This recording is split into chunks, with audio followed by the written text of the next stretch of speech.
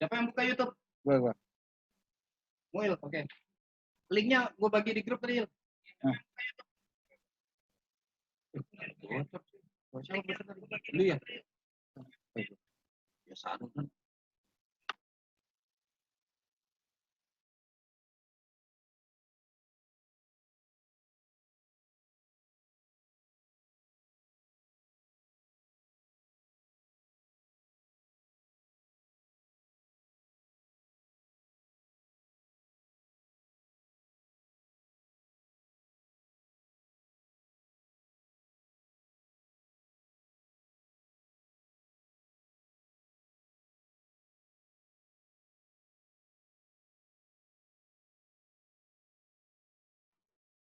Rik, mulai dimasukin aja, Rik.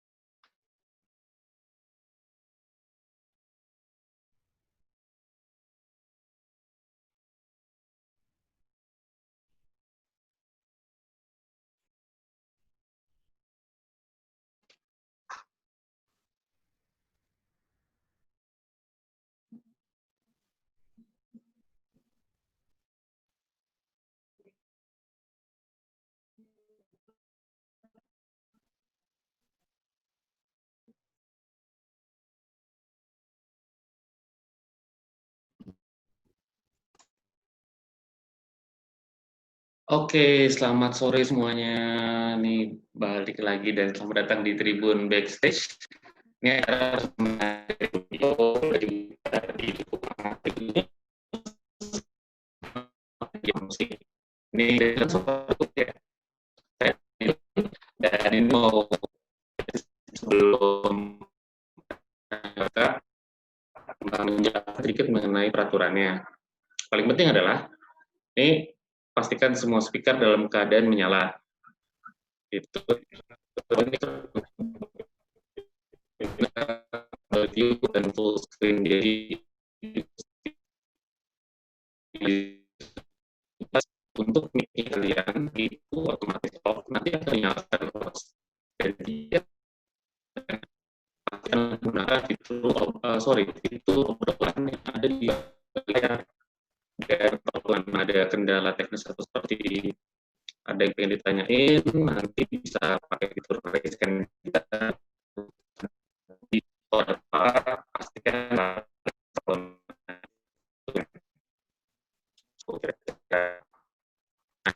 kita akan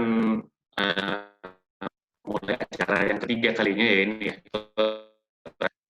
Tribun Backstage setelah sebelumnya udah 2 kali sukses dengan acaranya. Kali ini saya Adit Broy sebagai moderator kalian dan akan membahas mengenai Tribun Backstage Session 3 yaitu Event Management Stage 1 Basic Audio.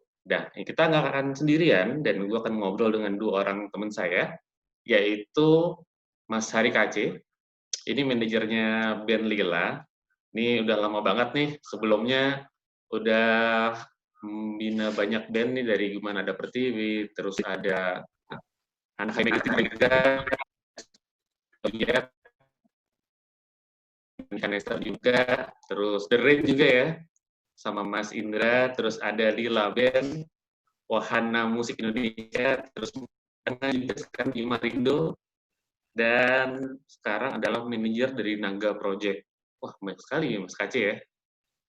Nah, satu lagi kita akan ngobrol bareng Mas Rian Indra Suma ini dari Yamaha. Dan sedikit mengenai Mas Rian juga bisa teman-teman lihat di sini, itu mulai dari tahun 2003 dan 2000 dan recording teknis di School Audio 21 live and recording engineer di lembaga pendidikan Klein untuk basic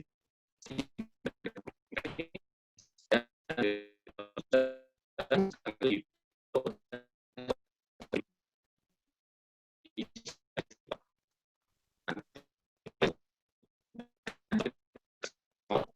itu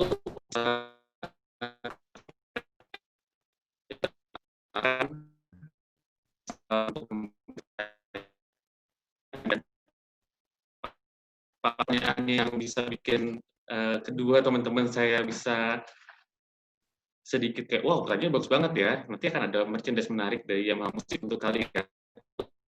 Pertanyaan yang paling menarik.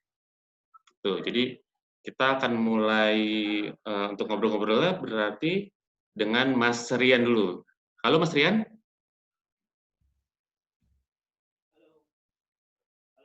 Halo Mas Rian. Ya, gimana kabarnya Mas?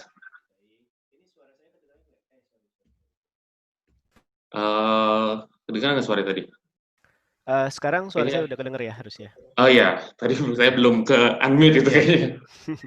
Oke, Mas Rian, ini kan kita lagi ngomongin soal si basic audio ya. Ya. Dan basic audio terutama buat event manajemen. Nah, sebelum aku mau ngobrol sama Mas KC, kita mau ngobrol soal si teknis audio dan basic audio ini. Kira-kira apa sih yang paling penting dan paling apa ya menjadi salah satu hal yang vital di event itu untuk basic audio itu seperti apa ya? Ini ke saya nih pertanyaannya. Iya, maksudnya kita ngobrol-ngobrol soal basic audio ini. Oke.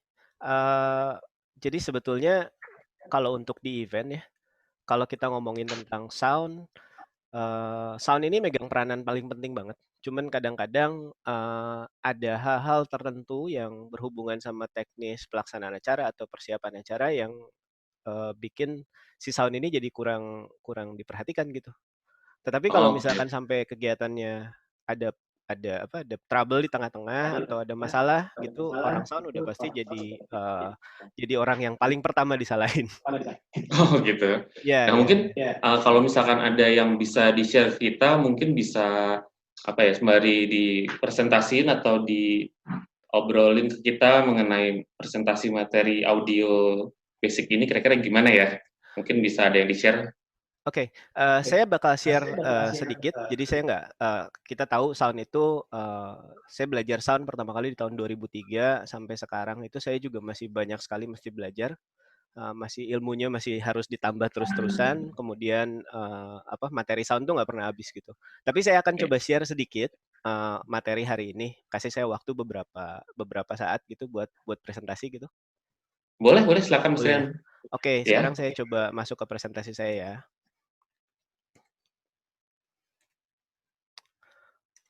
Oke, so saya kasih judul materi ini adalah Introduction to Sound System, karena ya yang tadi saya bilang materinya tuh banyak banget, jadi kita nggak bisa ngomongin semua dalam waktu yang sama gitu, dan kita punya waktu juga sangat singkat gitu. So, saya akan mulai presentasi saya.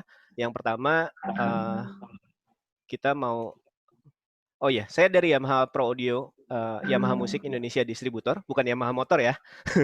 Bukan Yamaha motor, Beda karena itu, orang Mas. banyak punya image Yamaha itu hanya motor gitu. Ternyata Yamaha tuh ada Yamaha Music, dan salah satu divisi di Yamaha Musik ini adalah penjualan produk-produk profesional audio. Nah, ini adalah Instagram kami, kemudian ini adalah Facebook kami, kemudian ada kontak kami juga. Terus kita juga sebetulnya ngadain webinar juga di setiap bulan.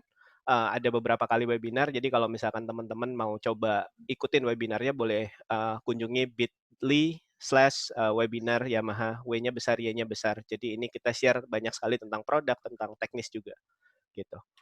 Oke, saya akan mulai dari sini karena ini adalah dasar dari semuanya gitu. Jadi bagaimana manusia mendengar bunyi. Jadi kalau misalkan manusia mendengar bunyi, itu minimum mesti ada 3 unsur. Yang pertama ada getaran, kemudian ada udara untuk mengantarkan getaran tersebut ke telinga manusia. Dan getaran yang bisa ditangkap oleh telinga manusia itu jumlahnya 20 kali hingga 20.000 kali dalam 1 detik. Dan itu kita kenal dengan sebutan frekuensi. Jadi kalau misalkan kita tahu, mungkin pernah dengar juga bahwa rentang pendengaran telinga manusia itu adalah 20 sampai 20.000 kali dalam 1 detik, atau 20 Hz sampai 20.000 Hz. Dan di bawah 20 Hz itu kita sebut sebagai infrasound. Di atas 20.000 Hz atau 20 kHz kita sebut sebagai ultrasound. Iya Mas, ada yang mau disampaikan? Kenapa? Nggak, saya pikir lagi ngomong ke saya tadi karena sempat Enggak. putus-putus. Oke. Enggak. Ya, jadi syaratnya adalah harus ada getaran 20 sampai 20.000 kali dalam 1 detik. Jadi seperti suara saya sekarang, ini sebetulnya adalah getaran, tapi yang bergetar itu pita suara saya. Terus kalau kita dengar speaker bunyi, terus kita pegang itu pasti ada getar di speakernya gitu. Jadi itu adalah yang kita sebut dengan acoustic vibrations atau bunyi. Dan bunyi udah pasti 20 kali hingga 20.000 kali dalam 1 detik.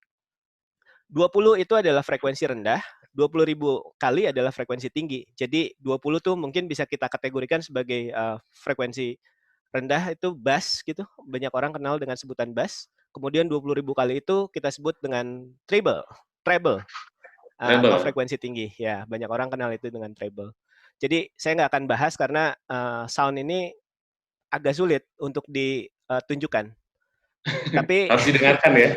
Iya, nggak mesti didengerin. Cuman saya mau bahas sedikit tentang ini. Ini adalah dynamic range of human ears, artinya batas dari ambang pendengaran manusia. Kadangkala di saat event, kita suka nggak peduli sama ini. Jadi saya pernah datang ke satu event, sound-nya itu kenceng sekali, yang nonton mungkin cuma 100 orang gitu. Itu di tenis indoor waktu itu. Di tenis indoor? Iya, di tenis indoor. Dan itu menurut saya kita sebagai engineer juga harus punya sense. Di saat kita nggak perlu kenceng, karena jumlah penontonnya sedikit, kita nggak usah kenceng gitu. Karena manusia itu ada batas buat mendengar. Ini saya bahas dulu. 0 dB itu adalah threshold of hearing. Threshold of hearing itu artinya bisa dikatakan tidak ada suara. Tapi kita nggak pernah ngalamin itu. Kita mau di kamar kita pun, tempat sesunyi apapun, kalau mati lampu benar-benar sunyi kan? Betul, Benar-benar sunyi. betul. Tapi kalau misalkan nggak mati lampu, itu sebetulnya kita dengar bunyi. Mungkin di sekitar 50 sampai 60 desibel. 60 desibel. Oh Jadi ya, ya level suara itu diekspresikan dengan desibel. Dan kalau misalkan kita dengar bunyi di atas 120 desibel, itu artinya kita berada di ambang threshold of pain. Threshold of pain itu apa? Kita siap-siap telinga kita budek. Jadi kalau sesuatu yang kita mengganggu berarti suaranya ya. terlalu kenceng, Mas. Oh ya, Ya, oke. kita bicara sound pressure level. Jadi kita mesti hati-hati terhadap SPL yang besar. Jadi kalau misalkan teman-teman senang main ke tempat malam yang Tempat berisik, hiburan ya. yes, itu hati-hati karena kalau kita sadar, maksudnya kita dalam keadaan sadar, telinga kita itu sangat sangat terpengaruh dengan kekerasan ini, dan itu bisa siap-siap nggak lama turun pendengaran. Bahkan sesuai umur pun kita bisa drop pendengaran. Di Oh, Indonesia kita nggak punya regulasi tentang ini. Tetapi kalau kita lihat di Eropa, Eropa itu di diskotik itu 105 desibel. Di Indonesia kita nggak pernah 105 tahu. Itu di atas 110 rata-rata. rata-rata. Tapi Yes. tidak ada kayak angka yang pasti untuk peraturannya gitu di sini berarti Di ya. Indonesia nggak ada regulasi sama sekali. Kalau Oh, di Eropa atau di Amerika atau di negara-negara maju lainnya, begitu kita melewati limit tersebut, kita akan kena sanksi. Sanksinya bisa berupa denda atau macam-macam. dan itu kalau di Eropa gitu mereka sudah ada semacam alatnya gitu untuk mengecek atau mengetahui itu ya berarti ya. Di semua negara ada alatnya untuk mengecek, namanya SPL meter. Jadi kalau Hmm. jalan-jalan ke toko perkakas, biasa ada alat namanya DB meter atau SPL meter. Kita bisa pakai itu untuk ngecek sebetulnya. Cuman Oh, kalau mau oke. akurat harus dikalibrasi. Cuman yang mau saya share adalah kita nggak punya regulasi ini, tetapi Oke. kita mesti aware dulu gitu. Karena menurut lembaga pengawasan kesehatan kerja, ini lembaga pengawasan kesehatan kerja, kita terekspos dengan bunyi sebesar 80 dB itu maksimum 8 jam satu hari. 8 jam satu 8 hari. jam. Makanya kalau kita ke pabrik-pabrik itu mesti pakai earplug atau pakai Ya, earmuff, ya. ya kan? Nah, setiap Betul. penambahan 3 dB waktunya berkurang setengahnya. Ini saya kasih lihat ya. 80 dB itu untuk 8 jam Per hari. per hari, 86 dB itu untuk 2 jam per hari, 107 dB itu hanya 1 menit per hari. Hanya 1 menit ya? Hanya 1 menit per hari. Sebetulnya kita harus sangat hati-hati karena sound itu sangat berpengaruh sama ternyata nggak cuma ke telinga doang, tapi ke psikis dan kesehatan juga, gitu. Jadi kita Oh. mesti hati-hati dengan ini. Untuk teman-teman event organizer, please aware sama ini. If it's too loud, then turn it down. Jangan dipaksain. Nah Gitu. itu jadi yang satu yang kita juga belajar juga ya mengenai si regulasi sama Ya, ya ada faktor kesehatannya ya ini sebenarnya ya, di balik ya. Di kencang Indonesia atau nggak akan enggak. ditangkap. Kita mau sekencang apapun nggak akan ditangkap. Tapi kita mesti aware. Nggak cuma buat kita, tapi buat audiens yang hadir juga. Ya, kita harus harus apa ya memberikan edukasi juga ya karena ini kan Yes. sesuatu yang harus pelan-pelan diberitahu ke orang-orang ya mengenai peraturan ini terus Ya, ya. efeknya seperti apa gitu. Banyak sekali konser-konser itu sama sekali nggak memperhatikan tentang ini gitu. Jadi yang penting bunyinya kenceng, kedengeran gitu. Dan kalau ditanya, ini nggak bisa lebih kenceng lagi gitu. Nggak pernah, Mas, turunin Mas gitu. Jarang banget gitu saya dengar itu. Itu jarang banget terjadi sekarang. Ya, ya. Kalau mau belajar tentang ini, itu saya tulis picture source dari materi ini yang ada di halaman ini itu dari cochlea.org.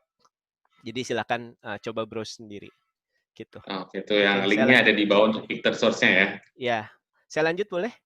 Boleh silakan Mas Rian. Oke. Nah, Tetapi kalau misalkan kita bicara tentang produk, tentang barang sound system, itu kita punya yang namanya di spesifikasi namanya maximum output level. Maximum SPL itu adalah loudest possible level, artinya bunyi terkeras yang bisa dihasilkan speaker. Kalau untuk spesifikasi produk, semakin besar angkanya ini semakin baik. Bukan berarti kita harus pakai itu di full capacity gitu. Sama kayak kita beli mobil, kecepatannya bisa 400 km per jam, kita nggak disarankan untuk hajar 400 km per jam gitu. Tapi Ya, tiap kalau hari ya, Pak. misalkan kalau misalkan dia lebih bisa kenceng, at least untuk kondisi tertentu kita bisa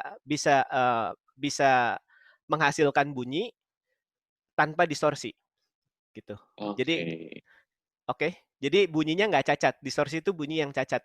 Jadi kalau misalkan sering dengar bunyi pecah gitu di speaker, nah itu artinya bunyi cacat. Nah, kalau misalkan produknya punya loudest possible level lebih tinggi, itu better dan susah banget untuk sebuah perusahaan naikin. Contoh di sini 132 dB SPL, naikin 1 dB aja susahnya minta ampun, Mas. Susahnya minta ampun.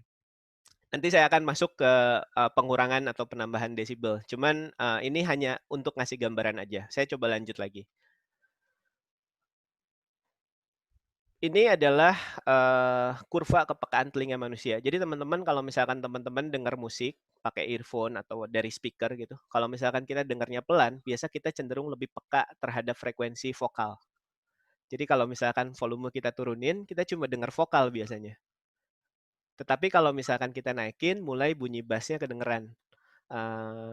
Mulai bunyi bassnya kedengeran. Nah, telinga manusia itu nggak equal. Jadi telinga manusia berdasarkan level itu dengarnya itu bervariasi gitu, nggak linear. Jadi berubah-berubah respon terhadap frekuensinya. Itu karena struktur dari telinga manusia sendiri. Dan karena kita cenderung lebih peka terhadap frekuensi tengah, terhadap frekuensi vokal manusia, makanya kalau misalkan kita acaranya hanya speech, please jangan dihajar karena kita sudah cukup peka terhadap bunyi manusia, bunyi vokal manusia, frekuensi vokal manusia di frekuensi tengah gitu. Tetapi semakin tinggi SPL kita dengar lebih equal frekuensinya. Jadi biasanya begitu volume apapun gitu, music playback kita naikin levelnya, kita dengar bunyi bass sama kita dengar bunyi treble-nya. Kurva ini itu sudah ada dari tahun 1930. Dicek oleh namanya Bapak Fletcher dan Bapak Munson. Kemudian diperbarui di tahun 50 oleh Mr. Robinson and Datsun. Dan ini yang bikin kita kadang-kadang kalau misalkan dengerin musik, kita biasanya kalau ada EQ kita biasa potong beat-nya gitu. Gara-gara ini. Gitu. Oke, sekarang saya lanjut lagi ya. Nah, kita masuk ke materinya sekarang. Kapan kita membutuhkan sound system? Ada yang tahu kira-kira kapan? Mas Abroy tahu nggak kira-kira kapan kita perlu sound system? Ketika kita sedang punya satu kebutuhan untuk berbicara dengan orang lebih banyak di satu ruangan yang lebih luas, jadi kita harus menyampaikan message-nya atau suaranya itu terdengar atau harus sampai ke orang yang lebih banyak ya di luar daripada kemampuan kita gitu. Kita butuh pendukung-pendukungnya seperti sound system. Apakah benar ya, Mas Rian? Betul ya. Jadi kalau kita ngobrol berdua gitu sama orang, kita nggak perlu sound system. Kita ngobrol bertiga, kita nggak perlu berempat, kita nggak perlu sound system. Bahkan 6 orang aja kita 7 orang aja nggak perlu sound system. Kadang-kadang saya bingung juga di ruang meeting pakai sound system yang kenceng gitu. Padahal yang meeting cuma 3 orang gitu. Kecuali kalau playback musik dari komputer yang nggak kedengeran baru. Jadi kita butuh sound system kalau itu nggak kedengeran. Dan tujuannya supaya bisa diperdengarkan oleh orang banyak. Jadi acoustic vibration yang tadi itu kecil, kita perkeras dengan sound system. Atau tujuan keduanya misalnya kita ingin mengirimkan bunyinya ke tempat lain. Jadi kita anggap garis ini adalah tembok gitu di ruangan yang nggak ngedengar suara kita. Ini biasanya untuk distribusi suara ataupun menyampaikan suara. Ini adalah peralatan sound system paling sederhana. Dan mau sound systemnya segede apapun ya seperti ini. Tugasnya satu-satu. Mikrofon itu ngerubah acoustic vibration jadi listrik.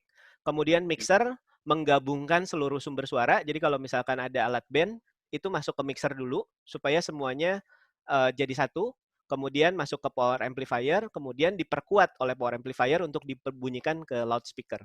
Ini adalah peralatan sound system paling sederhana. Cuman mau sistemnya konser buat ribuan orang, ya alatnya ya ini, gitu. Alatnya ya ini. Tinggal kita mendesainnya seperti apa, gitu. Lebih banyak speakernya, lebih banyak amplifiernya, atau lebih banyak sumber suaranya. Mixernya biasanya cuma satu.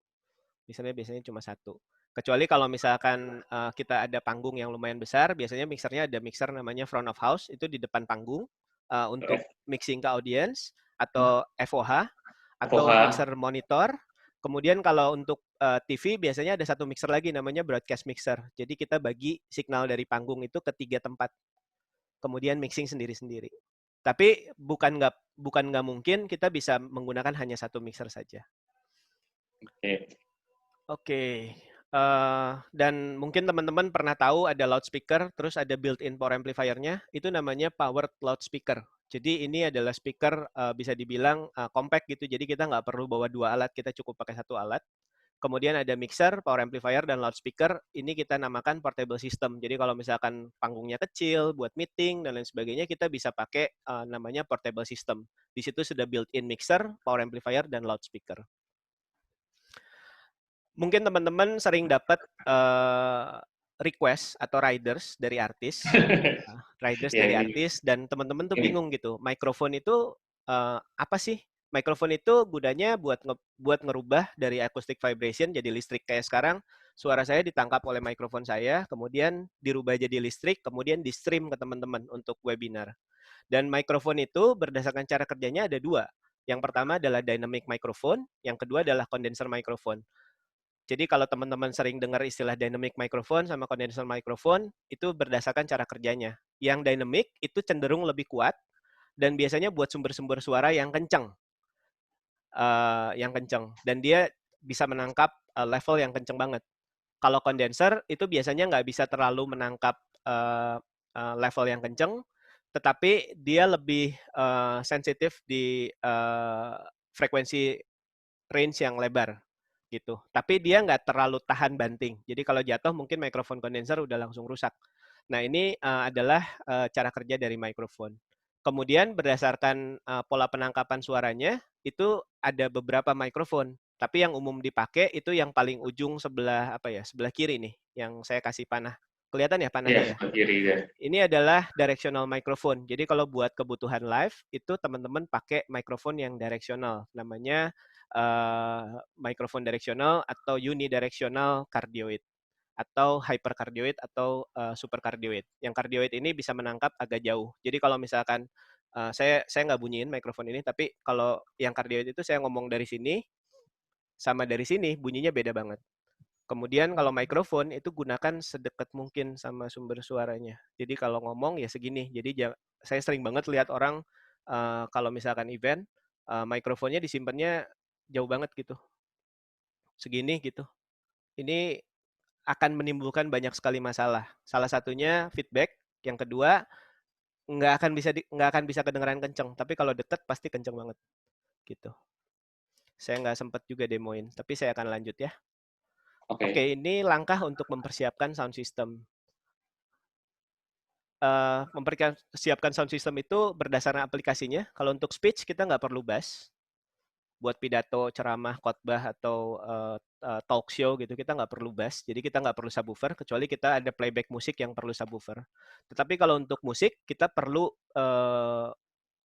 bass. Jadi kita perlu subwoofer. Jadi kalau misalkan ada musik live, konser gitu, biasanya kita perlu subwoofer supaya bass drumnya kedengeran, bunyi bass elektriknya kedengeran gitu. Tapi kalau misalkan sumber suaranya hanya vokal, teman-teman nggak perlu subwoofer. Perhatikan beberapa hal berikut juga. Jadi teman-teman mungkin pernah ngelihat kalau misalkan sound system itu speakernya disimpannya di mana-mana gitu. Itu tujuannya bukan supaya kenceng, tapi supaya distribusinya itu merata. Jadi goalnya dari sound system itu adalah mendapatkan SPL yang merata di ruangan tersebut. Jadi kalau misalkan ada sound system dipasang banyak gitu, mungkin tujuannya supaya rata aja, supaya kedengeran di semua tempat dengan event. Jadi di tempat audiensnya. Kalau ada area yang nggak ada audiens, kita nggak perlu pasangin sound system sebetulnya. Dengan itu kita bisa menghemat. Dengan itu kita bisa Pasti kedengeran juga lagi ya. Iya. Dan kalau nggak perlu sound system, ngapain kita effort buat masang sound system di titik itu, padahal nggak ada audiensnya gitu. Oke. Jadi teman-teman itu kan sering juga dapat request dari artis minta, saya minta 10.000 watt, saya Ya. minta 20.000 watt, saya minta 30.000 watt gitu. To be honest, sekarang itu udah nggak relevan. Karena besarnya watt itu nggak menentukan sebuah loudspeaker itu cukup loud. Jadi kalau misalkan teman-teman mau ngomong sama rental, sebetulnya udah jangan ngomong watt lagi, tapi udah ngomong SPL. Saya mau di ruangan tersebut SPL-nya misalnya 90 dB even di semua area gitu. 90 dB SPL gitu. Jadi besarnya watt itu nggak menentukan loudspeaker itu loud. Dan kalau misalkan kita ngomongin tentang watt, setiap watt dikalikan 2, SPL itu bertambah sebesar 3 dB. Jadi kalau teman-teman mau sewa sound system 10.000, terus kurang kenceng, tambah lagi dong 1.000, kurang kenceng nih. Nggak bisa. Karena wattnya mesti dikalikan 2, sehingga kita bisa tahu bunyinya lebih pelan sama lebih kenceng. Gitu. Betul. Gitu. Jadi ini adalah tentang sensitivity dari produk. Jadi kalau misalkan kita ngomong sensitivity loudspeaker, itu ngomongin tentang efisiensi. Saya udah kepanjangan belum Mas Abro ini? Mungkin sedikit tambahan lagi kali ya sebelum kita beralih ke Mas Kaci. Iya, oke. Saya langsung aja ya. Ya, Yang paling penting dari sound system adalah loudspeaker coverage angle. Ini adalah penyebaran suara dari loudspeaker. Penyebaran suara dari loudspeaker itu kalau misalkan kita menempatkannya benar, biasa satuannya derajat. Jadi ada yang vertikal sama horizontal.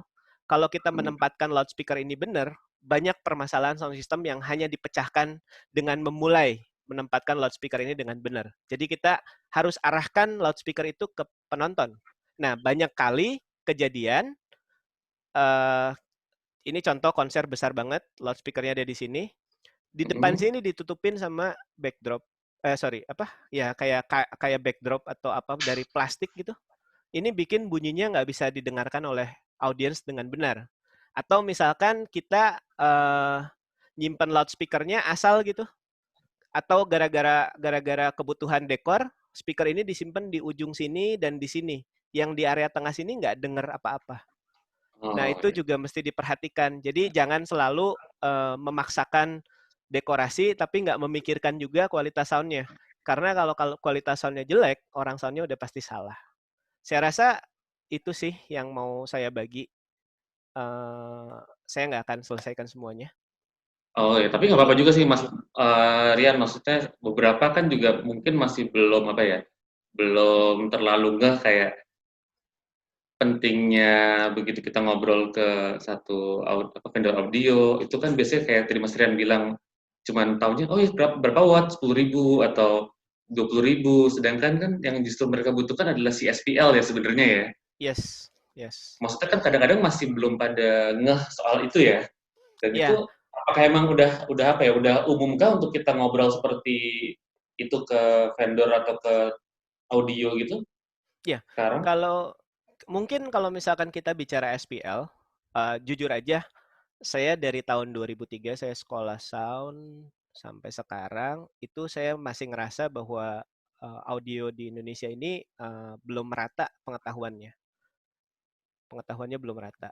Jadi banyak yang mixing bagus, bunyinya bagus, enak banget, tapi kalau ditanya secara sound teori itu masih nggak terlalu balance gitu. Jadi orang-orang juga masih banyak yang belum terlalu ngeh tentang pengetahuan tentang sound system. Mungkin yang paling gampang kalau mau ngomong sama orang-orang rental misalnya, kita jelasin aja, saya mau punya acara di sini, ukuran ruangannya segini. Saya mau bunyinya cukup kenceng karena ini dipakai band atau dipakai speech gitu. Jadi kita nggak perlu ngomongin dB, SPL dan lain sebagainya karena sampai sekarang pun di di Indonesia sendiri nggak ada standarnya kan. Cuman kita bisa kira-kira nentuin gitu loudest possible level dari sound system kita tuh buat apa kebutuhannya gitu. Kalau kayak Yang speech sesuai gitu kita kebutuhan ya? Iya, kita kalau speech gitu 80 dB SPL itu udah kenceng banget.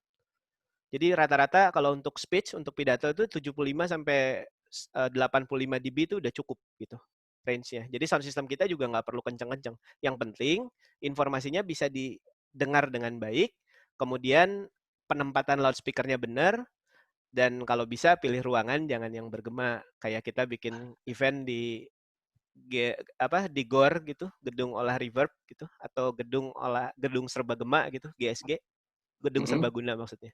Gitu. Gedung Nah itu serbaguna. itu kan gaung nggak karu-karuan. Nah itu ruangan juga akustik pengaruh sekali sih. Gitu. Sama mungkin kan juga ini apa ya, banyak juga di antara yang nonton sekarang ini itu dari teman-teman yang apa ya baru mulai untuk basic audio atau mau bikin event atau yang paling sering sekarang itu seperti pensi, pentas seni gitu. Nah, itu kan terkadang ada ketakutan dari mereka untuk wah ini bahasa-bahasa yang mungkin sedikit teknis buat mereka. Tapi ya emang kita harus belajar soal itu gitu. Gimana sih untuk apa ya? Setidaknya biar mereka nggak takut untuk ngomong masalah teknis seperti ini gitu. Karena kan ini penting juga ya buat mereka ya. Ya, itu sebetulnya bukan hal yang terlalu sulit karena resource tuh banyak banget sekarang. Kita bisa buka YouTube, bisa buka apa. Selama kita nemuin resource yang benar. Itu yang pertama. Terus yang kedua, tanya ke orang yang lebih pengalaman. Jadi saya jawabnya normatif aja. Yang ketiga, please jangan apa ya? Jangan ngerasa kita lebih tahu daripada orang soundnya gitu. Please jangan ngerasa itu gitu. Karena diskusi komunikasi itu penting banget sih. Jadi mereka akan lebih tahu kok kondisi di lapangan itu seperti apa. Yang selanjutnya ya cari vendor sound system yang emang benar-benar sudah bisa kita percaya gitu. Jadi kalau misalkan kita pilih rental sound system cuma karena budget, kita hanya pilih aja karena budget, itu agak-agak ngeri sih, Mas. Resiko buat kitanya sendiri sih. Gitu. Saya jawab normatif aja sih karena kalau saya mau ngomong secara apa namanya secara teknikalnya juga agak-agak sulit ya. Maksudnya kita belum punya apa namanya bahasa yang sama kan sementara ini kan gitu. Oke, nah Semoga itu itu juga ngejawab mungkin pertanyaan Mas. saya buat teman-teman juga kalau misalnya kalian ada yang pengen nanya atau mungkin punya beberapa hal yang pengen langsung ditanyain ke Mas Rian, bisa juga tulis di kolom komentar ya, di bawah ini Boleh. mengenai si basic audio, dan juga bisa tulis aja nanti kalau misalkan pertanyaan memang menarik dan bisa langsung mendapatkan merchandise khusus dari Yamaha. Jadi tanya aja langsung sekarang nih, mumpung lagi langsung ada Mas Rian juga, dan mungkin kayak tadi saya bilang, dan saya setuju tadi yang bilang sama Mas Rian, jangan takut untuk ngobrol masalah audio seperti ini, karena ya namanya juga event kan kita kerja bareng-bareng ya.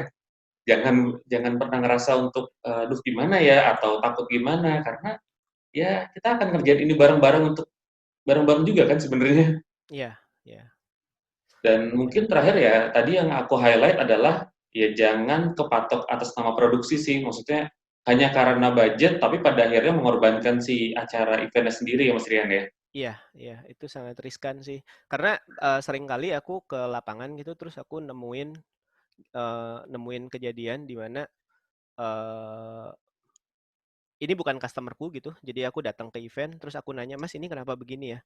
Ya bayarnya cuma segitu gitu. Jadi ada beberapa rental pun yang berpikiran seperti itu. Tapi saya punya kenal juga banyak rental atau vendor sound system, itu mereka nggak memikirkan mereka bayar berapa, yang penting bisa menghasilkan bunyi yang bagus gitu. Tapi Ya, nggak sedikit juga orang gitu, ya bayarnya juga cuma segitu. Nah teman-teman bisa spending banyak banget buat dekorasi, teman-teman bisa spending banyak banget buat video, teman-teman bisa spending banyak banget buat lighting. Tapi kalau buat sound biasanya yang paling ditekan. paling yang di press di antara yang lain. Iya, padahal kalau video gelap sebentar gitu nggak ada yang notice. Audio begitu gelap sebentar, semua orang langsung nyalahin, wah ini rentalnya udah nggak usah dipakai lagi. Gitu. Ya kan makanya hal-hal yang sepertinya orang anggap sepele gini kan sebenarnya kalau kita nggak aware itu bisa jadi kesalahan fatal ya, apalagi tentang basic audio ya Mas ya kayak gini. Iya, iya, iya, iya. Tentang sound system itu ya saya nggak tahu sih. Nggak usah live show gitu. Kita nonton TV aja, gambarnya goyang-goyang nggak apa-apa, tapi begitu audionya hilang kita kesel gitu. Hmm.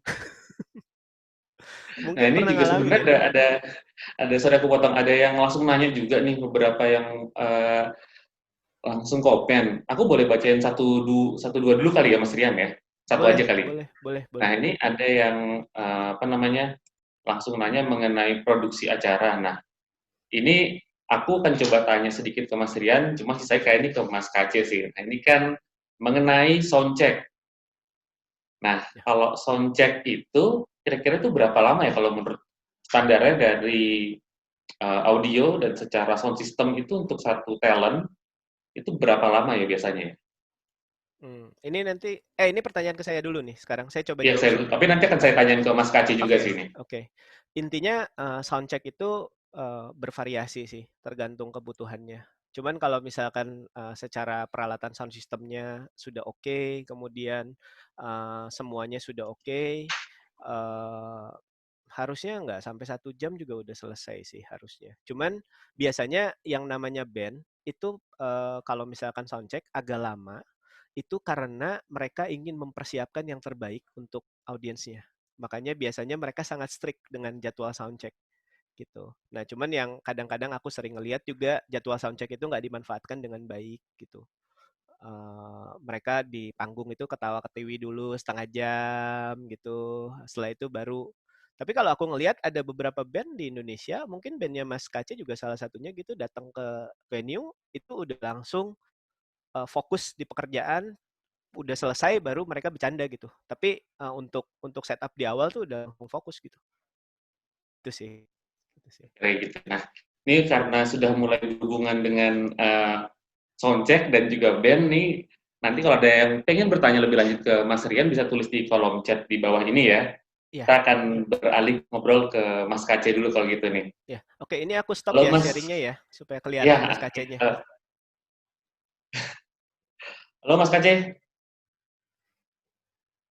Halo Mas Kace. Halo. Suaranya belum kedengeran kayaknya. Halo, Mas Kace. Mas Kace. Mas Hari Kace. Halo Mas. Di aku belum kedengeran suara ininya ya, suara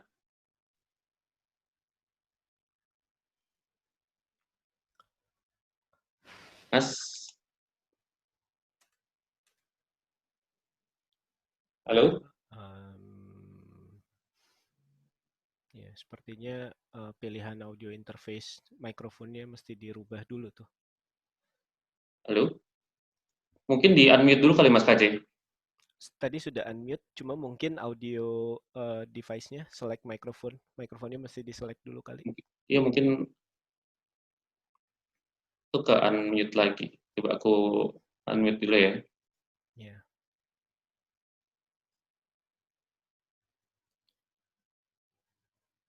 Tadi udah tuh sepertinya. Nah itu udah. Iya, tapi masih nggak kedengeran. Audio kita nggak dengar suaranya Mas Kace sih. Iya, halo Mas Kace. Suaranya Kita nggak belum dengar, Mas. kedengeran. Kita nggak dengar. Kita nggak dengar. Belum kedengeran suaranya Mas. Nggak, kita nggak dengar. Atau mungkin headsetnya dilepas aja, Mas. Dilepas.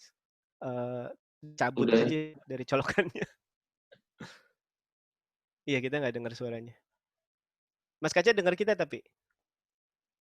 Kayaknya dia dengar tapi mungkin nggak kedengaran suaranya ya. Iya. Oh dia dengar tapi tapi dia nggak bisa ngomong ke situ. Oke, kita mungkin nanya satu pertanyaan lagi dulu ke Mas Rian dulu ya, mengenai spek dan sound system dulu kali. Mari kita nunggu suaranya dulu. Ini tadi pertanyaan sebelumnya kan kita dari Faisal Fajar yang nanya soal sound system dan mengenai si check sound. Nah, ini sekarang kita mau nanya dari M. Surya Wijaya, itu mengenai spek kabel buat sound system. Itu boleh kira-kira dikasih apa ya, dikasih gambaran yang recommended itu seperti apa nggak, Mas Rian? Spek kabel buat sound system yang recommended. Mhm. Jadi kabel apa dulu nih? Banyak loh Mas. Mungkin Kita ada speaker cable, ada microphone cable, ada instrumen cables. atau mungkin Lumayan banyak tambahannya sih. dia sama Gini aja tentang deh. sumber arus. Kenapa? Sorry. Dia tadi baru sama nambahin tentang sumber arus. Jadi ada mungkin kabel yang dimaksud sama dia sama mengenai sumber arus, Mas. Kabel listrik gitu. Itu dalam event itu seperti apa ya? Kalau kabel listrik itu kita mesti menyesuaikan sama kapasitas dari sound systemnya. Itu ada Hmm, satuannya namanya AWG, ya. American Wire Gauge. Itu diameter kabelnya. Jadi disesuaikan aja ukurannya berapa. Biasanya orang listrik lebih ngerti sih ukuran-ukurannya. Cuman kalau misalkan ditanya kabel sound system itu kalau microphone cables cari aja banyak kok microphone cables yang benar tapi dari perusahaan yang benar gitu. Mungkin saya boleh sebut merek kali ya. Ada ada Boleh, boleh. ada beberapa perusahaan yang bikin kabel ya, kayak Klotz, Neutrik, Canare, mereka bikin kabel audio yang bagus gitu. Baik itu kabel mikrofon, baik itu kabel loudspeaker. Sekarang mulai banyak, tapi kalau bisa jangan beli yang semeter cuma 1.000, 2.000 gitu. Kalau kabel sound Oh, system itu rata-rata semeter tuh mungkin 13.000, bahkan mungkin ada yang nggak dijual meteran, hanya roll gitu. langsung satu roll semua gitu ya? Iya, langsung satu roll gitu. Halo? Cek. Oke, Nah, akhirnya kita sudah ketemu dengar suara bisa. Mas Kacin. Ada? Oke, nanti kita stop dulu untuk yang pertanyaannya, nanti kita lanjut lagi. Kita ke Mas Kacin. Lanjut aja Mas Rian. Aku sambil ngedengerin. Aku jadi betah. Jadi Kita lagi ngomong-ngomongin soal band sama sound system nih, makanya kita langsung pengen Oh iya. ngobrol-ngobrol sama anak bandnya nih. dari ahlinya nih. Gimana Mas? Gimana kabar nih Mas Kace? Alhamdulillah baik. Baik. Mas Rian apa kabar? Baik, Mas Bro, apa Kace. kabar? Baik. Baik, Apa kabar, Mas? Sehat ya. Sehat-sehat, sehat Mas. semua. Nah, kita mau nanya nih, kira-kira sharing dari anak bandnya nih. Kalau misalnya mengenai basic audio, terus kira-kira apa yang bisa di-share dari Mas Kace ke kita semua? Kira-kira kalau di lapangan mengenai event, terus pengalaman dari anak bandnya sendiri mengenai sound system dan basic audio itu kira-kira apa yang bisa di-share ya? Yang menarik gitu. Oke, penjelasan dari Mas Rian tadi itu keren banget. Maksudnya secara teori itu kalau misalkan bisa benar-benar bisa diterapkan di Indonesia ini asik banget sih sebenarnya gitu. Tapi kadang yang saya temuin di lapangan tuh jauh banget berbeda sih sebenarnya. Maksudnya uh, aku bandku kebetulan kan demand-nya tuh di Second City, di luar Jakarta lah, di luar kota gitu ya. Pada saat kita tektokan sama pihak IO gitu atau apa, dan kita sama vendor sound, udah nih aman ya, oke riders gua aman ya gitu. Lo nggak ngirim kontra riders ya, oke gitu sampai sana, dar. Ternyata apa namanya? Aku sih nggak menyalahkan teman-teman vendor ya gitu, nggak menyalahkan vendor sound gitu. Kadang-kadang ya benar apa kata Mas Rian, ya gimana bro, budgetnya ya dikasihnya segini nih gitu ya kayak gitu Mas. Ya itu aku ngalamin banget sih sebenarnya. Terus apa mengorbankan sound untuk kepentingan dekorasi, iya, mengorbankan sound letak sound untuk letak speaker untuk kepentingan brand, iya, kadang-kadang gitu. Kadang-kadang aku sampai kencang gitu sama IO gitu. Itu backdropnya copot dong gitu, jangan spanduknya copot, jangan nutupin speaker gitu kan. Nggak bisa Mas, ini soalnya permintaan sponsor. Iya gitu. Aduh gitu ya, akhirnya ya mau nggak mau.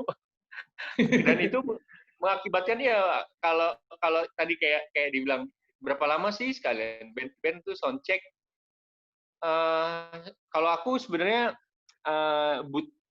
kalau misalkan semuanya prepare semua sudah benar, itu aku nggak lama sih, paling lama 1 jam benar. Tapi kadang-kadang aku bisa 2 jam, molornya bisa 2 jam, bisa 2 jam setengah, bisa 3 jam. Ternyata amplinya nggak benar atau apa ya, segala macam sih. Sebenarnya banyak banget kendala di lapangan. Makanya kalau misalkan di Indonesia bisa teori Mas Rian bisa diterapkan dan semua bisa mematuhi itu, promotor dan IO mematuhi intinya lu capek-capek ngundang gue ke event lo, kasar lo bayar mahal, terus begitu gue sampai sana, gue disuruh main dengan sound apa adanya. Kalau menurut gue sih rugi sih sebenarnya gitu kan. Sayang intinya. Rugi banget gitu.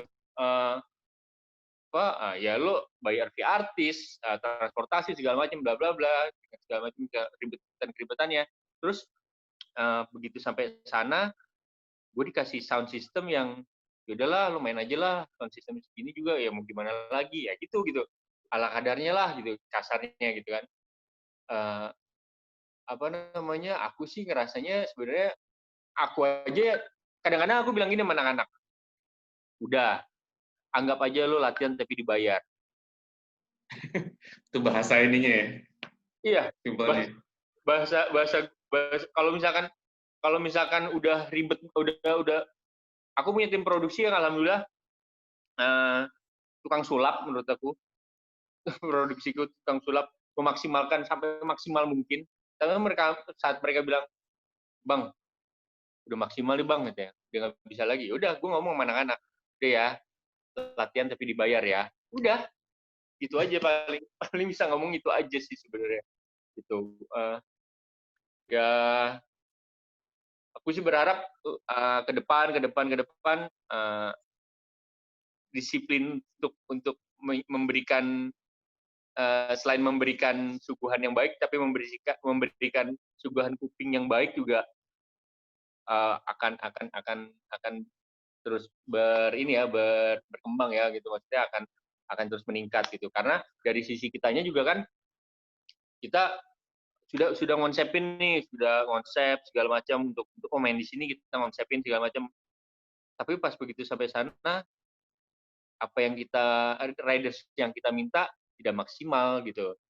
Sebenarnya ya yang bikin tidak maksimal itu kadang ya dari pihak promotornya sih atau IO-nya sih gitu. Karena itu seperti yang dibilang budget sound dipotong, tapi yang bagus, lighting, audio, video itu gila-gilaan gitu kan. Tapi lo mau potong budget sound system gitu. Kadang-kadang sih gitu sih. Kalau untuk pensi, aku maklum deh. Anak SMA gitu. Maksudnya mereka kan lagi belajar ya. Lagi belajar, kalau pensi itu lagi belajar. Malah seharusnya kita ngebantuin mereka. Apa yang kita tahu, apa yang kita bisa bantu, ya kita bantu gitu. Kadang-kadang anak-anak SMA tuh absurd banget sih kadang-kadang ngasih, "Oke Mas, soundcheck ya." "Oke, berapa lama?" 3 menit. "Hah? Soundcheck apa berdoa?" Gue bilang. 3 menit. Iya. "Lu soundcheck apa berdoa nih?" Gue bilang gitu. "Nggak bisa, ini kalau soundcheck tuh harus begini. "Oh gitu Mas. Ya, jadi kalau di sekolah tuh kita tuh lebih yang Kompromi banget lah ya. Ya harus sabar banget deh. Harus sabar banget ngadepin anak-anak SMA ini gitu kan. Nah, kalau yang misalkan event-event yang reguler, aku sebutnya regular event ini kadang-kadang yang ya juga membutuhkan kesabaran, tapi kadang-kadang kita harus kencang-kencangan dulu sama teman-teman IO gitu, masalah sound system sih sebenarnya gitu. Karena aku setuju dengan Mas Rian. Mas Rian bilang soundman yang tahu yang punya alat kan Mas, gitu. Aku setuju. Kadang makanya aku bawa soundman 1 depan. Monitor aku pakai soundman yang punya vendor biasanya. Aku pakai punya vendor karena aku pikir yang depan aku pakai yang punya vendor, yang belakang aku pakai soundman sendiri. Kadang-kadang aku mikirnya gini, lo lebih ngerti nih sound lo speknya, lo lebih ngerti karakter mixer lo gitu. Kadang-kadang malah kalau aku yang ngerasanya begitu aku pakai soundman lokal gitu ya, itu lebih bagus sih. Aku lebih puas daripada aku bawa soundman sendiri. Bukan berarti soundman aku jelek ya gitu, maksudnya karena kan ya karakter yang tahu mereka semua gitu, karakter mixernya, speaker yang mereka yang tahu semua. Jadi aku sih selama ini sih alhamdulillah puas kalau misalkan puas aja kalau misalkan aku bawa aku pakai soundman-nya vendor gitu.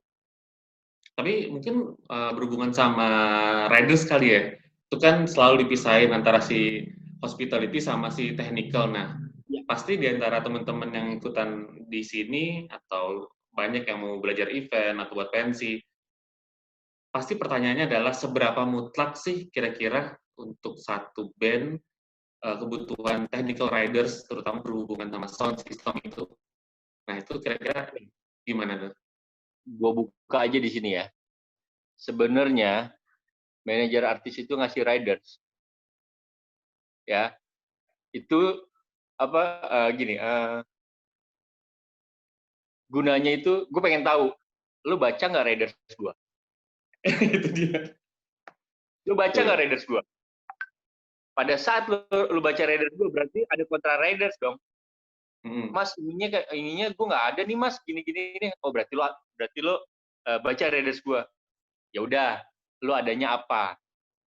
Silakan, gitu. Silakan, kita diskusi. Lo kirim kontra riders ke gue deh. Oke mas, ternyata gini. Gitu di lapangan, udah asik dong. Nah, kalau gue malah kadang-kadang suka kesel, udah ngejar-ngejar gue ngasih ride, minta riders.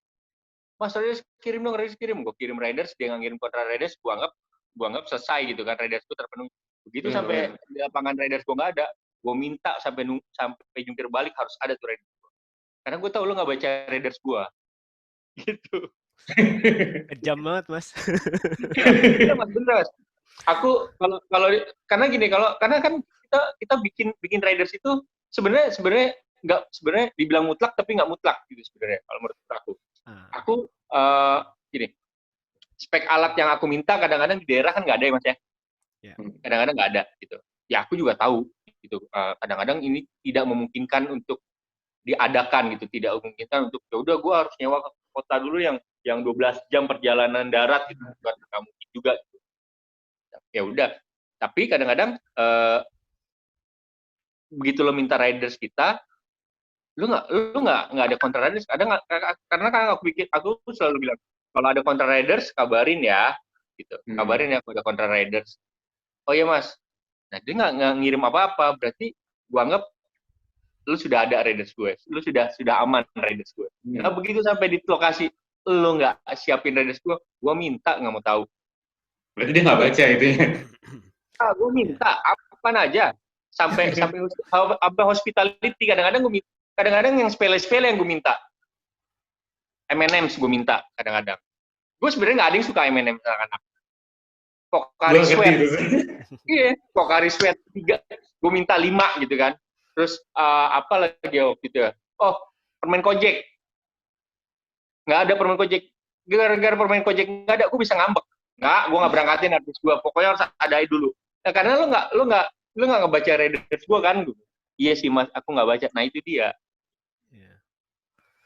Menyepelekan riders sih sebenarnya. Kadang-kadang ya anak-anak komunikasi aja yang penting gitu ya.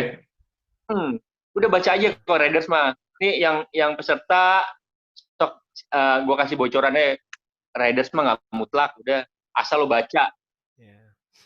Itu juga biasanya dari si vendornya atau dari si orang soundnya juga udah pasti tahu kan, tinggal ngobrolnya, komunikasinya sebenarnya ya. Betul. Makanya kan ada kontra riders. Aku nggak ada nih mas di tempatku nih speaker ini. Oke, adanya apa? Gini. Ya udah silahkan pasang, nggak apa-apa gitu kan. Ntar aku tinggal komunikasikan ke tim aku yang bagian soundcheck. Nih misalkan speakernya si Dennis nggak ada nih, atau misalkan monitornya si Dennis yang ini nggak ada, adanya pakai ini, nggak apa-apa ya, oh ya nggak apa-apa gitu. Jadi begitu sampai venue untuk sound check, pribadi happy udah tahu, gue udah tahu nih kondisi lapangannya begini nih, oh ternyata sound systemnya dia udah ngirim ke Raiders sudah aman lah ya, kasarnya gitu, udah aman lah, udah ngirim ke Raiders gitu. Kalau misalkan kadang-kadang kan gini, aku sampai ke kota tersebut pagi, dari rumah subuh sampai pagi, sampai bandaranya, terus aku harus perjalanan 11 jam darat sampai lokasi, aku langsung sound check. Begitu sampai ke panggung, aku ngelihat Raiders aku berantakan, kesel lah Mas, kadang-kadang. Kesel. Yeah. Pertama biasanya yang jadi bantalan orang-orang sound biasanya. Terus pada gini, Mas, lu tahu lah, gue juga kan vendor. Oh iya, udah sorry. Ya udah, gue berarti akhirnya komplainnya ke yang punya acara lah gitu kan. Makanya kalau misalkan kita dari Jakarta yang sudah berkomunikasi dengan baik gitu untuk masalah sound system, aku rasa sih apapun misalkan memang nggak ada di ini bisa dibicarakan lah sebenarnya sih. Dikomunikasikan lah semuanya ya, berarti ya. Betul, semua itu bisa dikomunikasikan dengan baik kok gitu, maksudnya kita juga ngerti kok, kita juga nggak strict banget, nggak kayak Coldplay yang kalau speaker ini nggak ada, gue nggak mau main gitu kan. Enggak. Iya. Nggak kayak gitu. Gue juga nggak bakalan seperti yang lain-lain lah gitu. Maksudnya, kalau band luar kan mungkin kayak gitu ya, Mas Rian ya? Aku kebetulan ngalamin momen di mana Indonesia itu lagi kebanyakan international artis. Aku ngalamin momen itu tuh. Jadi aku ngobrol sama rentalnya gitu. Jadi sebetulnya alasannya mereka di saat mereka maksa harus ada itu bukan karena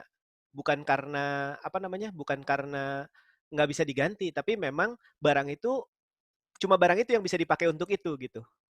Iya. Sudah ada kebutuhannya nih. Betul. Makanya biasanya kalau di Riders itu ada tulisan barang ini no substitution, barang ini no substitution gitu. Biasanya ada gitu. Karena memang itu yang barang itu harus ada supaya dia bisa make it gitu. Tapi sekarang sih hampir semua band itu udah, kalau barang-barang yang kayak gitu yang nggak bisa diganti, itu mereka biasa cuma mintain disediain backup aja. Jadi nggak harus disediain di situ sebagai main, tapi sebagai backup. Cuman ya begitu, barangnya mesti sehat. Kayak contoh aku ngalamin waktu itu bantuin beberapa kali konsernya David Foster, itu mereka barang-barangnya itu semua disediain di sini. Segitar-gitarnya, sesenar-senarnya disediain dari Indonesia. Jadi mereka nggak bawa apa-apa dari sana. Berarti cuma bawa badan doang ke sini. Cuma bawa badan doang. Itu biasanya urusannya sama ongkos produksi, Mas. Bayarannya gitu. Karena untuk mereka bawa barang lewat kargo itu lebih mahal juga biasanya. Terus kita mesti bayar sewanya juga ke mereka gitu. Biasanya gitu-gitu sih. Tapi kalau misalkan sampai ada band bilang ini nggak bisa diganti, itu kita mesti pikirin. Karena bukan berarti mereka emang mau ngerjain panitia, tapi mereka itu memang ada hal yang nggak bisa digantikan dari barang itu gitu. Emang ada tujuannya barang itu berarti. Emang ada tujuannya gitu. Jadi bukan diada-adain gitu. Cuman seperti Mas Kace bilang tadi, sebetulnya kalau misalkan kita bisa ngobrol, terus kita jelasin, kita adanya ini gitu, itu terus sebagai substitusi, biasanya mereka akan oke, kalau nggak ada yang ini aja deh gitu. Mereka kasih opsi juga gitu, nggak strict gitu.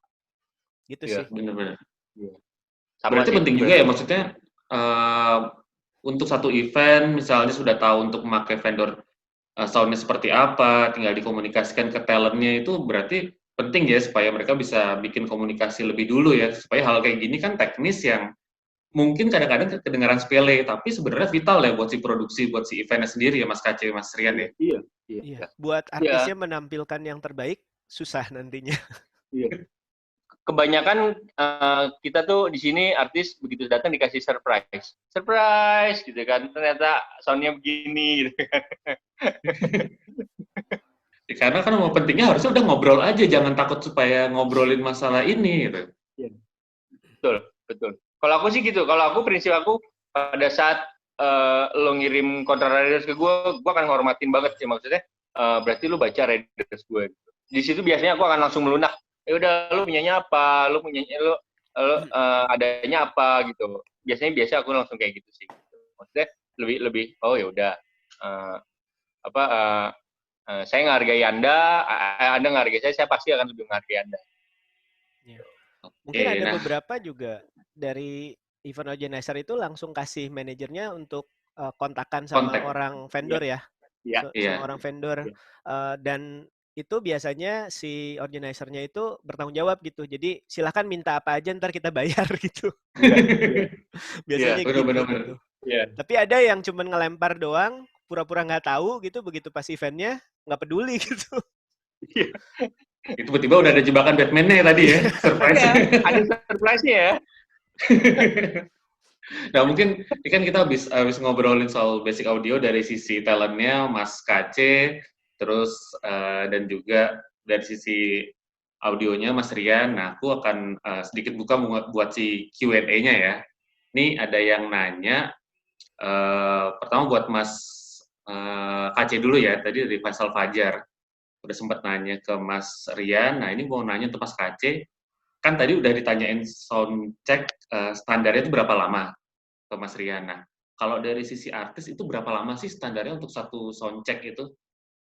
Dan kenapa harus selama itu durasinya? Itu gimana tuh? Aku sih biasanya di riders minta sound check itu 2 jam maksimal 2 jam. Tapi kalau ternyata di atas panggungnya sudah clear, sudah nggak perlu harus syuting ulang lagi segala macam, aku sejam sih selesai. Kadang setengah jam, nggak lama kok gitu. Karena aku kalau soundcheck aku nggak bawa artis, produksiku aja yang berangkat. Gitu. Jadi kalau biasanya itu yang lama artisnya harus ikut soundcheck gitu, itu lama sih biasanya. Cuma aku kadang-kadang minta sama tim produksiku, artisnya nggak usah ikut soundcheck deh. Gitu. Kalau aku sih paling 1,5 jam sampai 2 jam, tapi lebih sering sih 1 jam sih aku soundcheck. Tapi tergantung, kalau misalkan eventnya banyak yang plug and play, boro-boro soundcheck. Cek lain jadinya.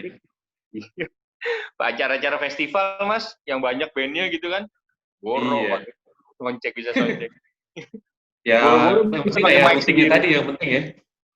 Iya. Makanya kalau banyak kegiatan kayak gitu ya semua peralatan mesti sehat. Iya, betul. Semua peralatan mesti sehat, terus tim produksinya juga mempersiapkan dengan baik. Kayak misalnya biasa sering kejadian nih routing di panggung aja berantakan, gitu-gitu loh.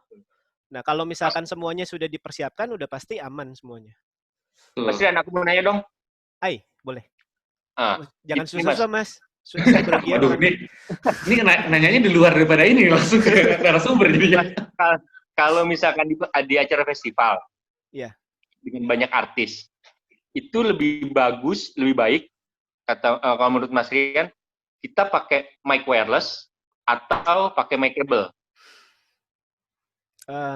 Itu pertanyaan yang susah dijawab. Tapi gini, sebetulnya kalau aku akan lebih memilih microphone cable karena masalahnya lebih sedikit. Kalau wireless itu masalahnya banyak karena ada bocoran frekuensi segala macam. Jadi di panggung itu better pakai yang cable. Gitu. Tapi kalau misalkan memang ada kebutuhan gini, prioritasnya yang kabel. Kalau ada kebutuhan yang mau nggak mau mesti pakai wireless, misalnya penyanyinya kayak Mick Jagger gitu, lari-lari ujung ke ujung gitu, itu mau nggak mau mesti pakai yang yang wireless. Ataupun kalau kabel juga siapin kabelnya panjang banget gitu. Cuman ya itu nggak ada aturan bakunya sih mas, wireless atau kabel. Tapi kalau misalnya masih bisa kabel, aku menganut paham mendingan kabel karena masalahnya pasti lebih sedikit daripada wireless. Ya. Gitu mas. Siap. Oke. Terima kasih mas. Oh iya, sama ada tuh lagi nih pertanyaan buat Mas KC nih.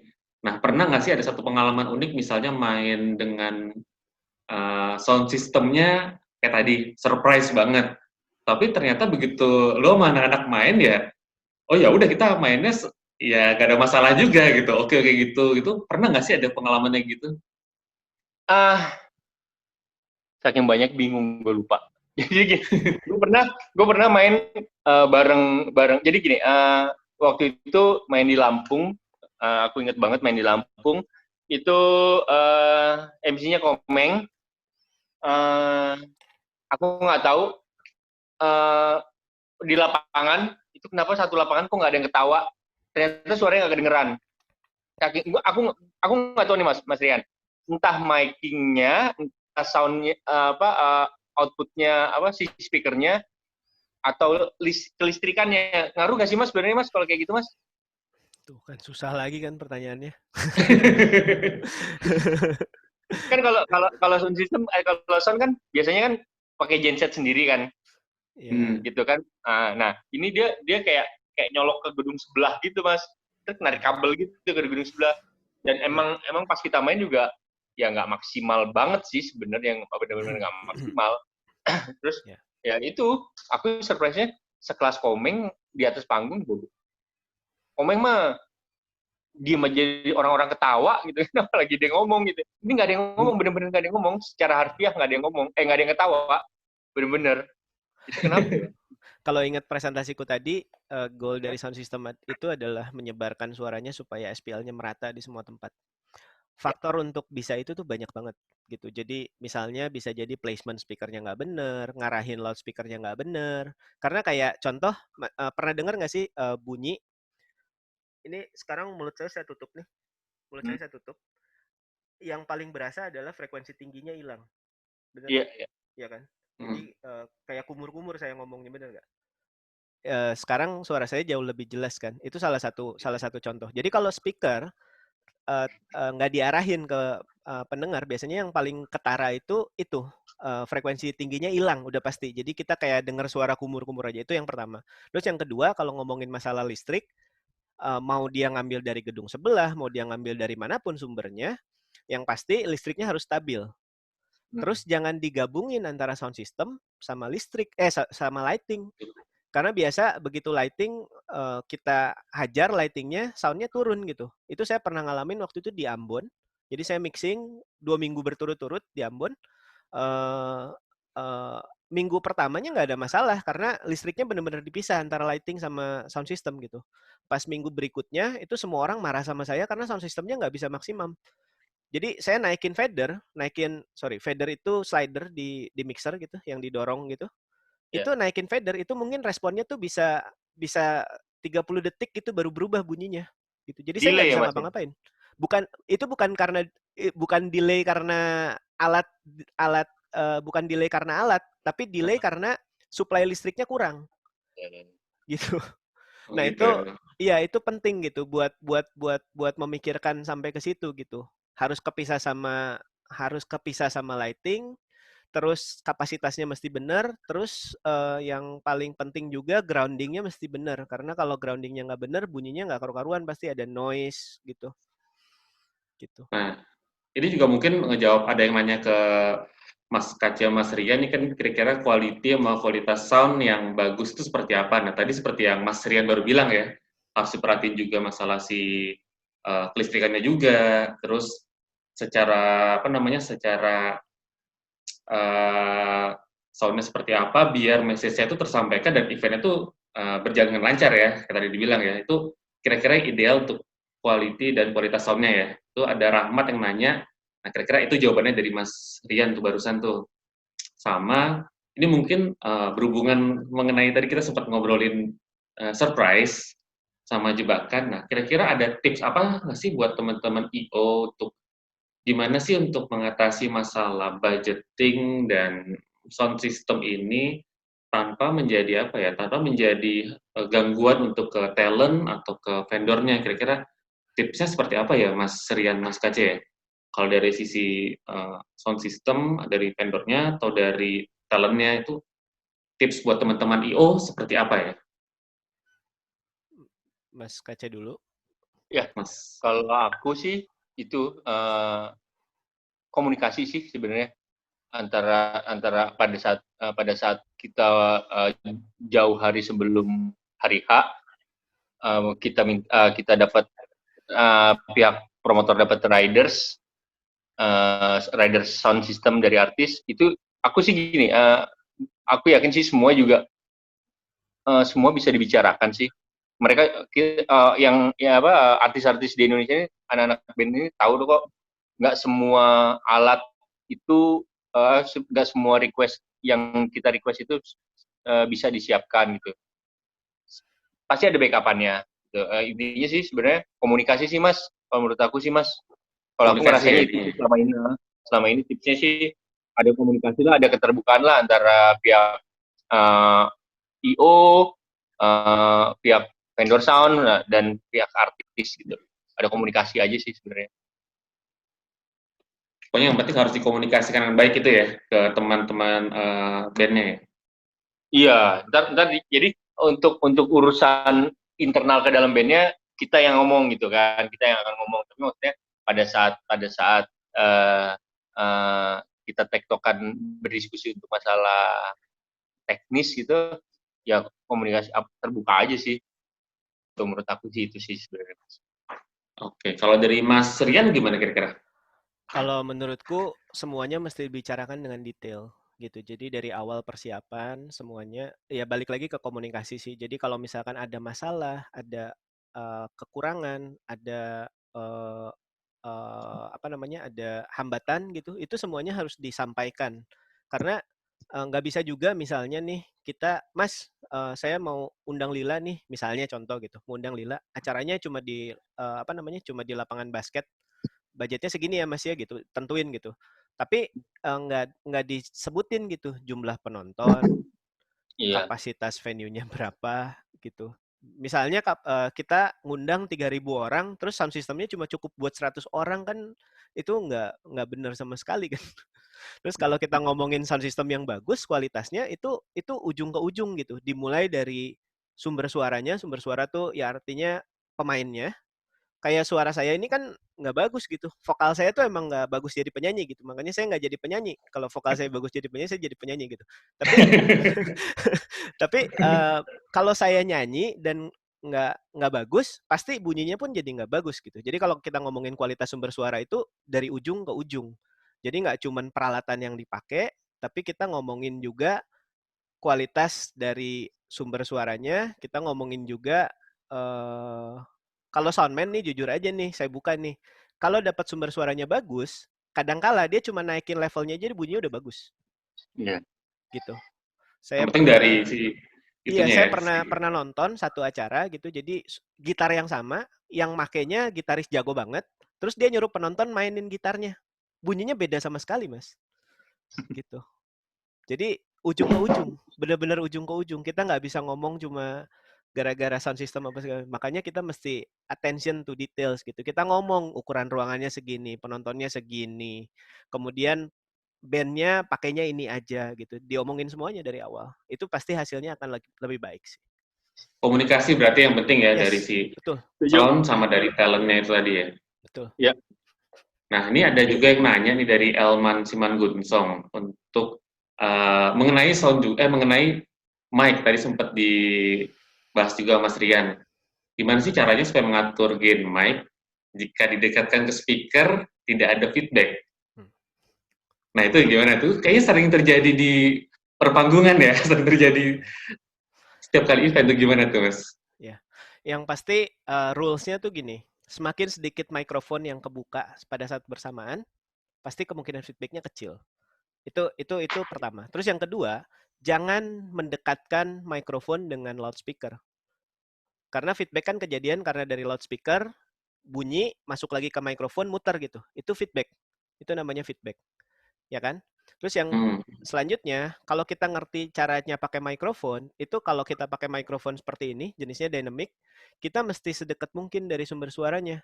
Karena kalau jauh, mau digedein semanapun, nggak akan kenceng. Masih ingat nggak tadi? Tadi saya nggak sempat bahas sih.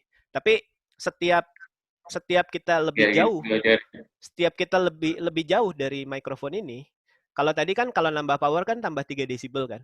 Kalau Iya. setiap 2 kali jarak, misalnya ini 1 jari nih, kedua jari, ini berkurangnya 6 desibel. Oh, Dan ini fisika gitu, nggak bisa dilawan gitu.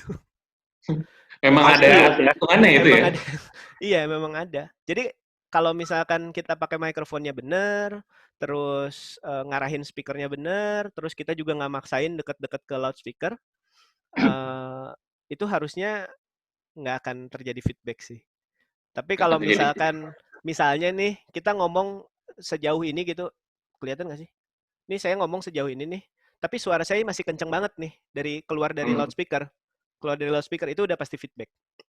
Tapi kalau saya ngomong segini udah nggak terlalu kedengeran, terus apa namanya di loudspeaker nggak terlalu kedengeran. Kalau kita deketin baru kedengeran, itu udah pasti kemungkinan feedbacknya kecil, gitu. Oke. Nah, ini juga ada pertanyaan juga nih dari Domas Ignatius. Ini berhubungan sama kondisi sekarang nih kan lagi sering untuk live streaming atau live di sosial media.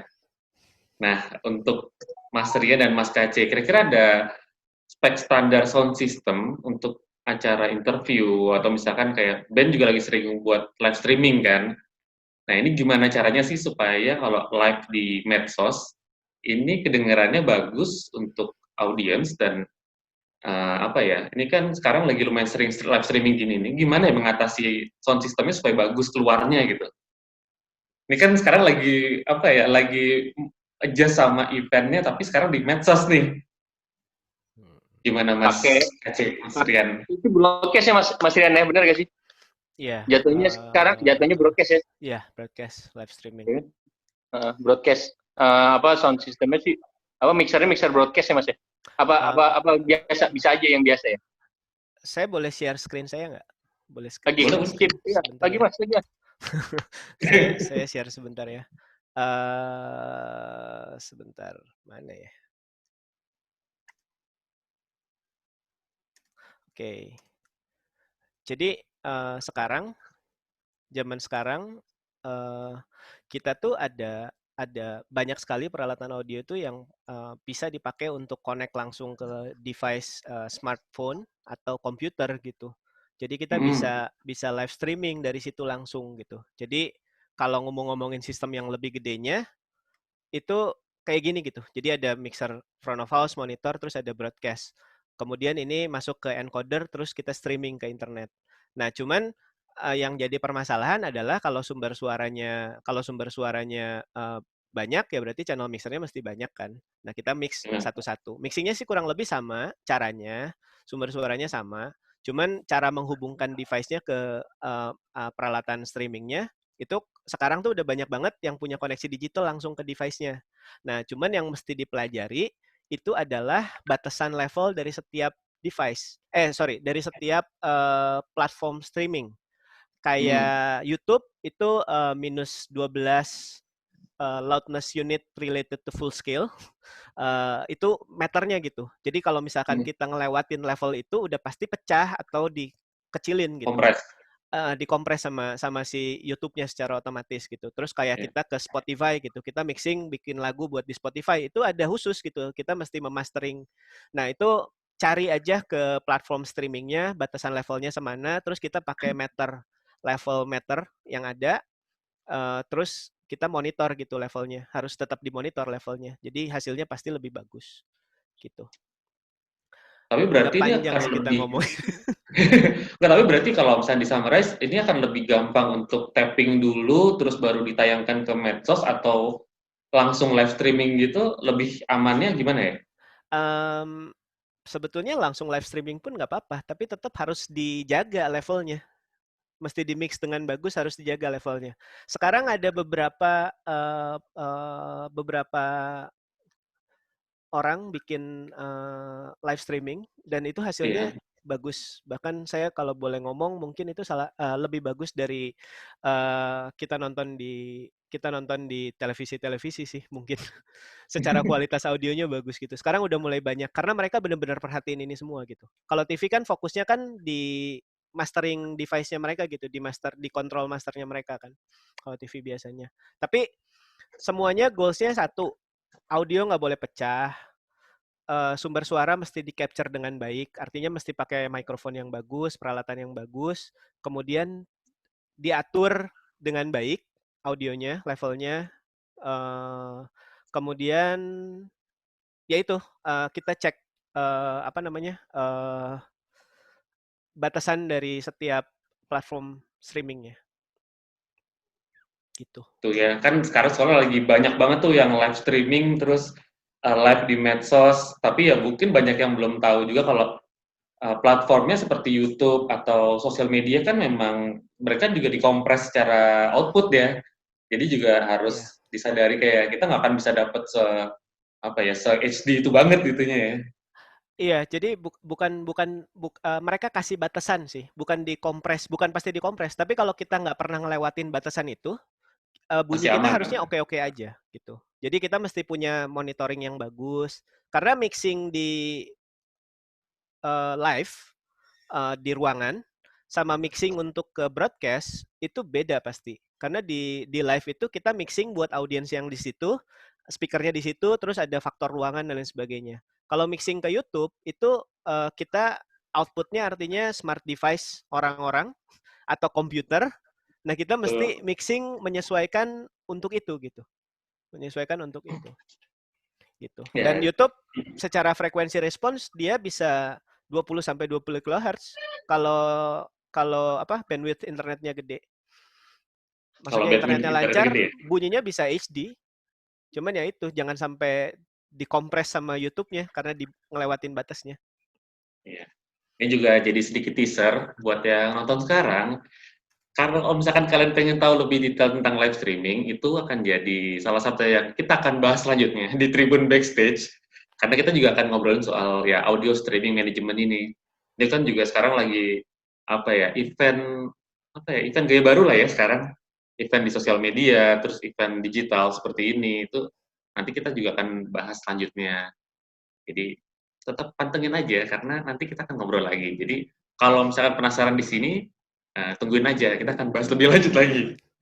Nah, kira-kira kalau misalkan satu pertanyaan terakhir nih dari Nico nih, tadi sempat nanya soal listrik yang apakah harus kepisah dari lighting atau multimedia lainnya, ataukah seperti apa ya? Karena ketika Mas Krian sempat bilang, ini source-nya harus beda. Sedangkan dia pengen nanya kalau berhubungan mengenai lighting, terus ada multimedia juga, terus ada hal lain yang menunjang event, ini kira-kira seperti apa ya pembagiannya ya, supaya tidak mengganggu audio. Oke. Yang pasti lighting udah pasti harus kepisah. Kalau multimedia tergantung sih. Kayak LED itu kalau misalkan bocor ke sound tuh bisa menimbulin noise yang kenceng dan nyetrum. Kalau misalkan ya dan panas banget gitu. Jadi kalau bisa ketiga-tiganya itu kepisah, tapi tergantung multimedianya juga yang kayak gimana gitu. Karena kayak proyektor tuh juga kalau listriknya nggak bener, itu nimbulin noise juga ke sound system. Gitu. Itu aja sih. Nah, ini kira-kira kalau misalnya terakhir sih pertanyaan dari aku sih sebenarnya buat Mas Rian sama Mas KC nih. Karena aku tadi penasaran mengenai si regulasi kesehatan. Kita kan juga harus ngejelasin ke orang, ya ada peraturan dB-nya itu berapa, terus ini nggak sehat nih kalau misalnya kita terus-terusan dengerin satu frekuensi atau sound yang over atau gimana.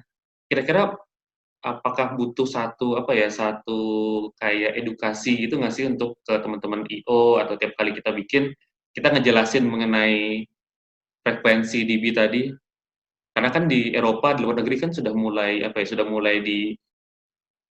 disosialisasikan mengenai hal itu. Apakah menurut Mas Rian sama Mas Kaci kita perlu untuk nyebarin info lebih lanjut mengenai ini ya?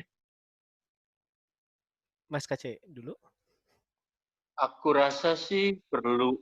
Jadi gini, tapi aku pernah kok ngelihat di pameran di J-Expo, ada tuh yang keliling tuh Mas bawa alat dB meter itu Mas. buat ngukur dB meter itu kalau kegedean, turunin bro, gini-gini. Gitu. Tapi apa maksud aku? Penting sih sebenarnya gitu. Cuman tergantung tempat juga. Kalau misalkan indoor, ya jangan harus ada pengertian dari penonton dan dari artis juga, dari IO juga gitu. Maksudnya saling mengerti lah gitu. Maksudnya ini kan kita kalau event gitu kan istilahnya ngasih suguhan ke penonton kan gitu kan, ngasih suguhan penonton. Jadi kita nih yang menyuguhkan harus ngasih kenyamanan sih sebenarnya ke penonton gitu. Ya yang dari penampilannya, dari suara yang dihasilkannya gitu kan. Ya perlu sih ada semacam mungkin kalau sekarang webinar kali ya. Meeting webinar ngebahas masalah sound gitu ya, penting banget sih sebenarnya menurut aku sih itu. Silakan Mas Rian.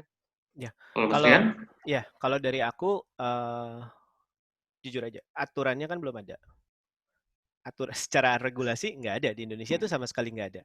Jadi kalau aku masuk ke yang tadi Mas Kace bilang yang pameran-pameran itu di sini pameran sound system gitu atau pameran apapun gitu, itu alasannya mereka kasih batasan itu supaya nggak dikomplain, bukan untuk tujuan kesehatan, supaya nggak dikomplain sama yang stand sebelah gitu. Tujuannya supaya nggak dikomplain gitu, mereka bawa dB meter gitu. Jadi alasannya alasan yang salah sebetulnya. Cuman kalau misalkan ini bisa disosialisasikan dan kita semua bisa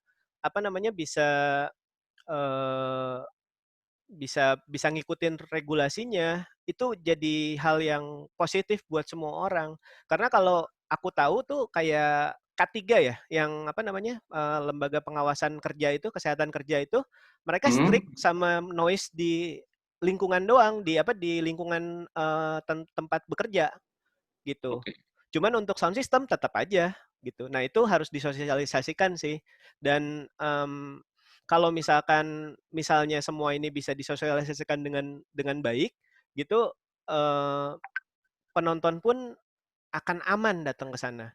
Kadang-kadang kan contoh gitu kalau kayak ke event-event, ada anak kecil datang ke sana dikasih bunyi sekencang itu kan kasihan gitu. Mereka dari kecil udah sekencang itu. Mungkin kalau orang tuanya bunyinya telinganya udah agak kebal gitu. Karena udah drop juga kan, udah nggak terlalu bisa dengar semua dengan baik gitu. Pasti semua yang udah di atas 5 tahun itu udah pasti telinganya berubah udah pasti. Waktu kecil kita sangat bagus gitu. Tapi udah makin gede kan udah berubah. Nah, itu peduli kita sama lingkungan aja sih. Kalau menurutku itu juga perlu disosialisasiin sih. Menurutku. Oke. Nah, mungkin untuk menutup obrolan kita berdua nih, kira-kira kesimpulan dari Mas Kace dan Mas Rian mengenai obrolan kita hari ini soal basic audio dan berhubungan apalagi dengan event ini, kira-kira apa yang ada yang pengen di-share ke teman-teman semua yang pengen nonton? Mungkin dari Mas Kace dulu kali ya, mengenai event audio management dan basic audio ini. Iya, ternyata maksud aku hari ini tuh pelajaran banget ya, maksudnya bahwa sebenarnya basic audio itu kalau untuk satu pertunjukan nggak bisa istilahnya nggak bisa dikorbankan gitu untuk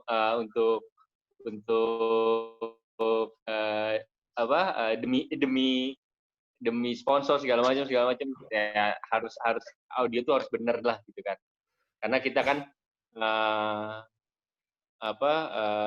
menyangkut banyak orang gitu, kenyamanan banyak orang, kelancaran pertunjukan, nama baik promotor, IO, vendor sound, artis juga gitu. Jadi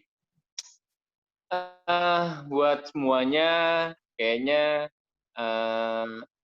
basic audio ini pelajaran banget sih buat aku pribadi. Itu buat aku pribadi pelajaran banget sih. Terima kasih banget. Terima kasih juga sharingnya Mas Kace. Ya. Dan menurut Mas Rian gimana? Kira-kira ada yang kesimpulan mengenai si basic audio dan event management ini yang bisa di-share ke teman-teman? Sound system yang baik itu nggak cuman melulu hanya masalah peralatan yang sangat baik. Tentu kalau peralatannya baik, hasilnya pasti baik. Tetapi banyak faktor di luar itu, termasuk faktor komunikasi antara artis atau pengguna sound system sama promotor atau organizer atau juga orang sound system dari vendor gitu. Jadi ini untuk bisa menghasilkan sound system yang bagus itu nggak cuma melulu hanya alat, tapi juga termasuk semua persiapannya gitu. Jadi dan untuk teman-teman yang mau belajar sound, cari resource yang benar, cari apa namanya? Kita udah gampang banget gitu sekarang cari ilmu. Dulu waktu zaman-zaman saya belajar awal-awal, itu saya cuma bisa dapat dari buku sama dari tempat saya sekolah. Kalau misalkan memungkinkan untuk sekolah, at least belajar ikut aja sekolah atau kursus-kursus atau webinar yang membicarakan tentang sound system gitu. Dan sound system itu nggak pernah habis ilmunya. Kayak saya ini dari 2003 sampai sekarang itu masih segini kali ilmunya.